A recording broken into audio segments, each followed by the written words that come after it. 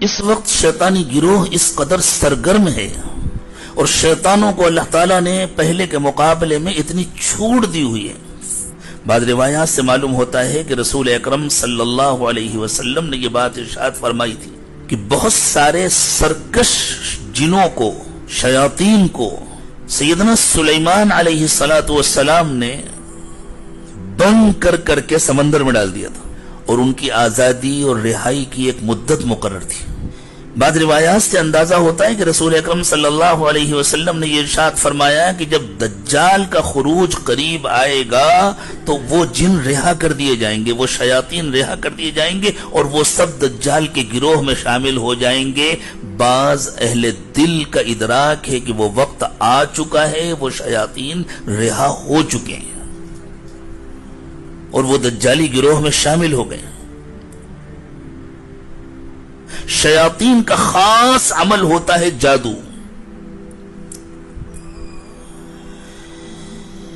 بنی اسرائیل نے جب جادو کی نسبت سیدنا سلیمان علیہ السلام کی طرف کی، سیدنا سلیمان علیہ السلام کی جانب جب جادو کی نسبت کی گئی تو اللہ تعالیٰ نے ارشاد فرمایا وَمَا كَفَرَ سُلَيْمَانُ وَلَكِنَّ الشَّيَاطِينَ كَفَرُوا يُعَلِّمُونَ النَّاسَ السِّحْرَ.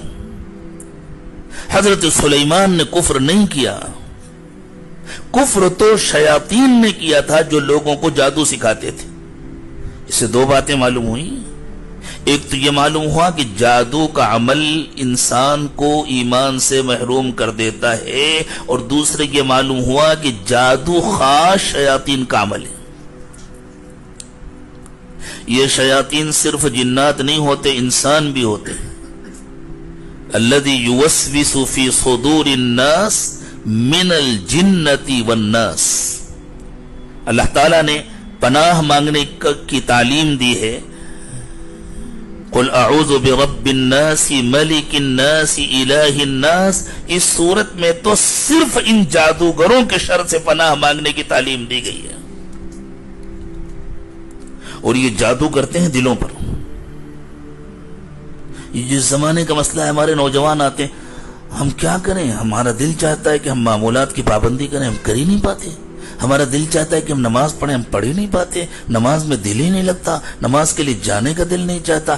گناہ چھوڑنا چاہتے ہیں لیکن چھوڑ نہیں پاتے. کہیں سے قلوب پر تصرف ہو رہا ہے.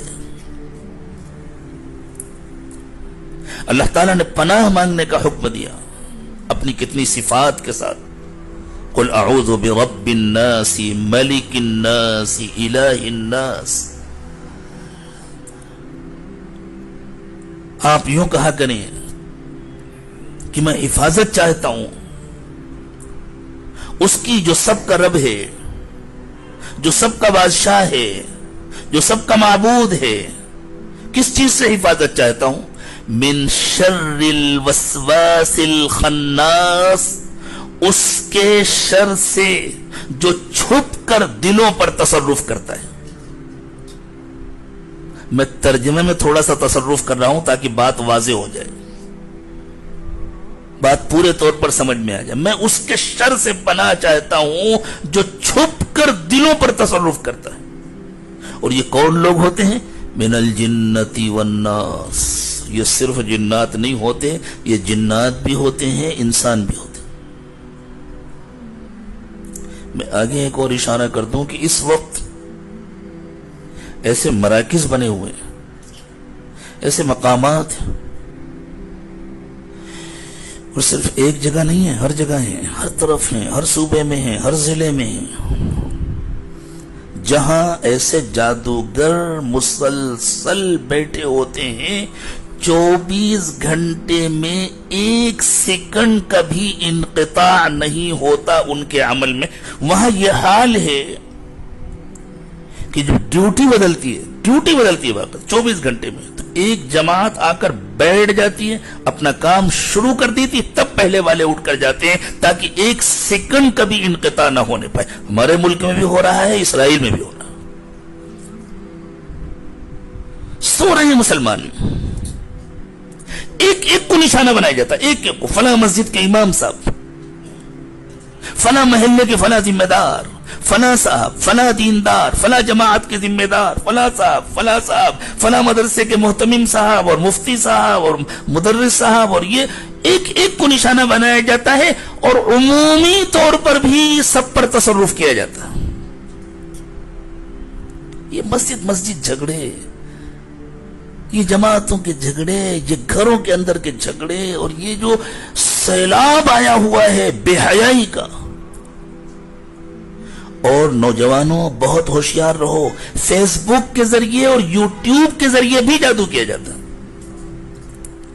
جس طرح اللہ والوں کے بیانات سننے سے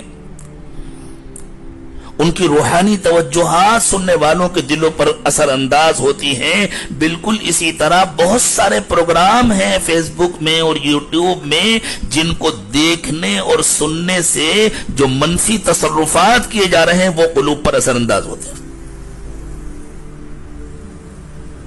یہ سب کچھ ہو رہا ہے۔ اس سے بچ جانا انسان کے بس میں نہیں ہے۔ اللہ جس کو بچائے وہی بچ سکتا ہے۔